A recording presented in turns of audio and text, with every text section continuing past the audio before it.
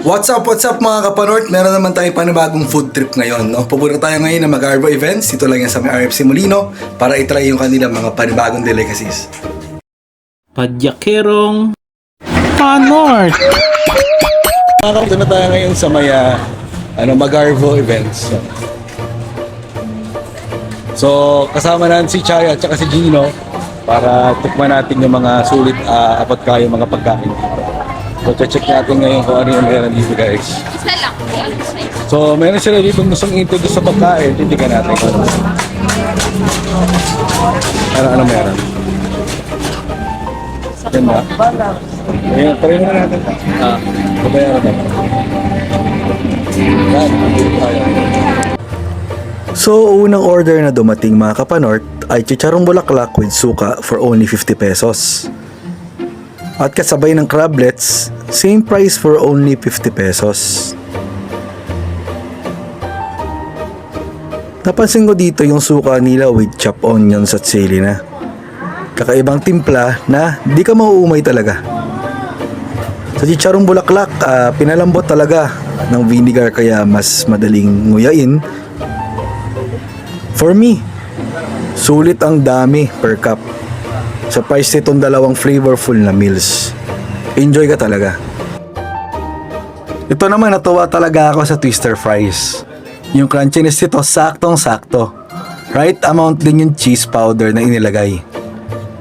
Nakakabusog din dahil ilang grams din itong patatas. Kaya testingin natin mamaya mga kapanort kung okay na okay. Okay, huwag natin patagalin, taste test muna tayo. Siyempre, si Gino at Chaya muna ang mag-try kung ayos sa panlasa nila. Aba, si Chaya, ala gourmet ang itsura. Feel na feel eh. Pati pamangkin ko nagustuhan yung flavor. Ang cute eh, no? Si Baby Yumi, ngumunguya pero walang laman yung bibig. Gusto na talagang kumain, naagigil eh. Dito sinigurado ko muna nakuha ng camera pag umukha ko. Papogi eh, no? Itong una, mixed vegetable. Kakaiba ito kasi fried ang ginawa at ox-to-ox ang sauce.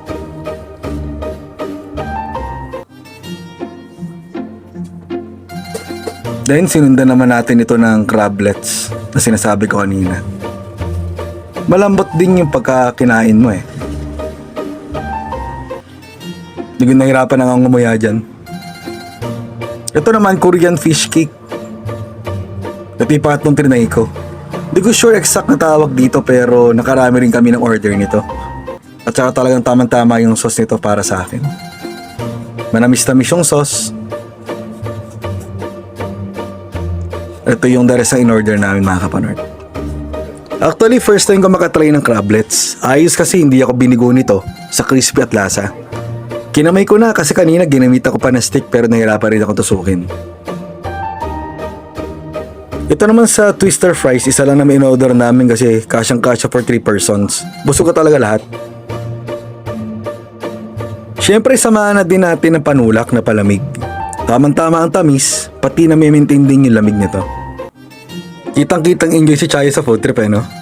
Siyempre batayan ng ating panlasa si Gino. Siya rin pa rin tumutulong sa atin para maghanap ng mga spots sa mga masarap na mga kainan. So usually ng mga food vlog natin makakasama natin si Gino. Siyempre kasama rin ni Chaya yan. At ito yung mga in-order. Ito yung sinasabi ko kanina na parami talaga kami ng order. Okay na okay ang lasa niyan.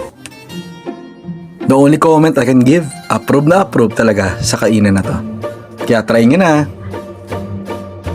At dahil hindi pa tayo busog, trinay rin namin itong cheese nachos. Siyempre may partner rin itong fries, deep in cheese sauce. Okay na okay talaga. Grabe na busog namin dito. May kasama ng beef tsaka vegetables ito. Kaya try nyo na. If gusto nyo matry ang mga iba-ibang delicacies dito, feel free to visit Mag-Arvo Events. Sa front parking lang yan ng RFC Molino. Maliban pa sa mga orders namin, marami ang mga available na mga food na pwede nyo pagpilian. For more food updates, please follow my FB and YouTube page, ang aking Padyakerong Panort.